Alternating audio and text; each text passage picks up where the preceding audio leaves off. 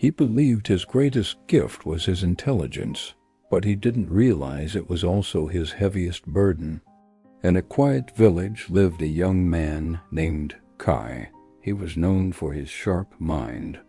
He could solve complex puzzles and learn new things with remarkable ease. But with this gift came a shadow, a deep-rooted laziness. "Why rush?" he would often say. "I can finish the work in half the time anyone else needs." So he would spend his days dreaming under the old willow tree while others toiled in the fields.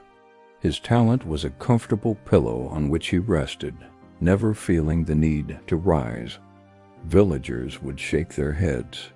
"Such a bright boy, but what a waste," they'd whisper. Kai heard them, but their words were like distant echoes, unable to stir him from his peaceful inaction.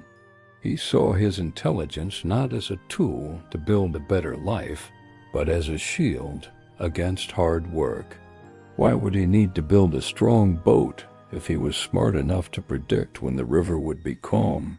One day, an old master carpenter visited the village.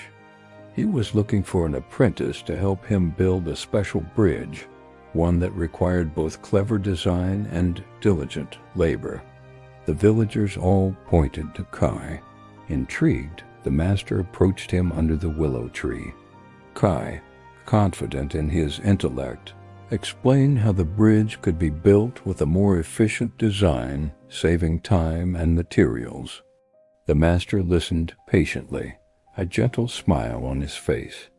"Your mind sees the path," he said softly, "but your hands have never walked it. A map is useless if you are unwilling to take the first step." He then pointed to a simple, sturdy stool he was sitting on. "I made this stool with my own hands. It is not a grand design, but it is real. It serves its purpose. Your brilliant ideas, however, are like beautiful clouds, wonderful to look at, but you cannot sit on them." The master's words struck Kai like a quiet thunderclap. For the first time, he saw the emptiness in his own hands. He saw a mind full of blueprints, but a life with no foundation. He realized that intelligence without action is like a seed that is never planted. It holds all the potential for a mighty tree, but without being put into the soil of effort, it remains just a seed. From that day on, Kai began to work. It was difficult at first.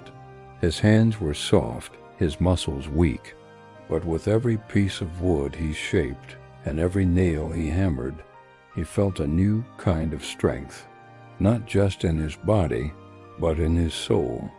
He learned that true genius isn't just about thinking. It's about bringing those thoughts to life. In the end, he understood. A gift is not what you have, but what you do with what you have. Be honest. How many dreams have you delayed just because of laziness? If this story touched your heart, subscribe for more stories that awaken your soul. Learn, speak, evolve.